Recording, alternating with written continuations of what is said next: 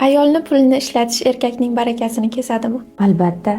Chunki o'zi oilaga kirib keladigan ta'minot uchun zarur bo'ladigan har qanday moddiy mablag'ni erkak kishi o'zi topib kela oladigan darajada quvvatga, energiyaga ega.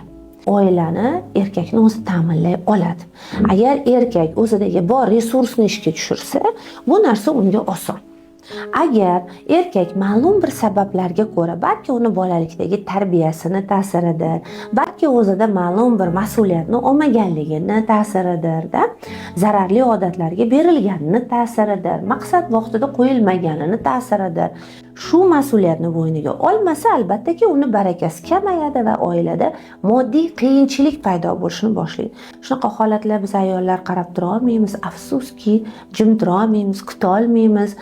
Baravariga qo'shilib pul topishga qarab ketib qolamiz. Ana shu joyda agar erkak kishi ikki xil ta'sir olishi mumkin. Birinchisi, to'xta, nima bo'lyapti o'zi? Vaziyat meni qo'limdan chiqib ketyapti deb o'zini ustida ishlashi, turib ketishi va hamma ta'minotni o'zini bo'yniga olishi mumkin. Ayolini bu yukdan ozod qilishi mumkin. Ishlasin, o'zini ehtiyojlari, mayda ayollik ehtiyojlari uchun.